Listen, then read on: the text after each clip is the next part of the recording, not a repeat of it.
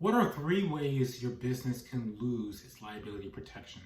This is Sam Bryant. I'm a business attorney with Bryant Taylor Law.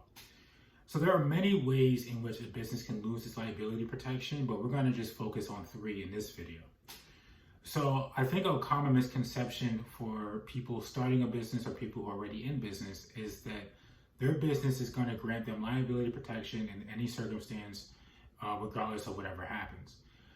And just because it's easy to set up a business nowadays doesn't mean that you have an easy path to liability protection. Liability protection can be lost in certain circumstances. The first way that we're going to discuss is that the business can lose its liability protection if it doesn't follow the annual requirements of the state that the business is registered in. When you're starting a business, you have to submit corporate paperwork or corporate filings to whatever division is responsible for keeping the records of the businesses in the state. So in Florida, where we're located, it's called SunBiz. It's run by the Division of Corporations for the state. You have to register your business with Florida with this entity with SunBiz, and every year, you have to file an annual report with the state. If you fail to file your annual report in any given year, the state can, what they call, administratively dissolve your company. And what that really means is that the state can take back its permission for your business to conduct a business in the state.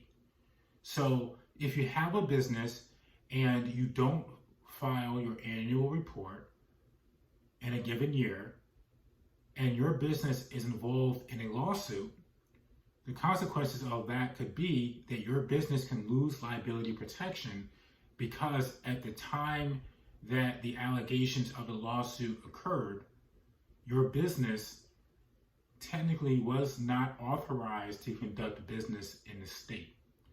And so if your business isn't authorized to conduct business in the state, then the court can hold you as a business owner personally liable for the underlying lawsuit, even if just a business was sued.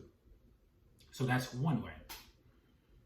The second way a business can lose its liability protection is if the business does not observe corporate formalities. Whether your business is an LLC, a partnership, or corporation, there are certain ways in which you should run your business in order to maintain that liability protection. Because if you don't run your business that in a way that observes these corporate formalities, then again, if your business is ever involved in a lawsuit and it can be proven that your business did not observe the formalities, it could be possible your business loses the liability protection. So what are these corporate formalities? For one thing, your business needs to operate its own separate bank account. You can theoretically, but you should not be mixing personal funds with funds from your business. So those need to be kept separate. Another corporate formality is your business should have documented notes from meetings that are conducted to make major decisions. And this documentation needs to be there whether you are the only owner or whether you have 5 or 6 or 10 partners. You need to have documentation as to why big decisions have been made and for what purpose. Having that is further support that you're observing the corporate formalities and therefore are entitled to the liability protection that businesses get to enjoy if you're involved in a lawsuit. Another corporate formality is the internal legal documents that a business has. So these internal documents aren't filed with the state. These are separate documents that a business should have to further ensure that they get the liability protection that we all want. those documents depend on what type of entity you have. So if you have an LLC, those documents are an operating agreement. If you have a corporation, those documents are bylaws. And if you have a partnership, those documents are partnership agreements. Again, these documents aren't filed with the state. They're separate documents that have legal effect, and these help you observe those corporate formalities. So far, we've discussed two ways in which your business can lose its liability protection. One way is by failing to observe the yearly requirements from your state, and the second way is by failing to observe the corporate formalities. The final way that your business can lose its liability protection is by engaging in intentional misconduct. So if you own a business and you are alleged to have performed intentional misconduct, which can be anything from theft, it can be fraud, it could potentially be gross negligence, depending on the circumstances, but you're generally looking at things that are beyond just simply engaging in the conduct of business. So generally speaking, a breach of contract won't be considered misconduct, or general negligence won't be considered misconduct. So you're looking at specific allegations against the business that are related to intentional misconduct. Because if any of those are held to be true, meaning that the business loses the lawsuit that alleges intentional misconduct, the owners of the business can be held personally responsible.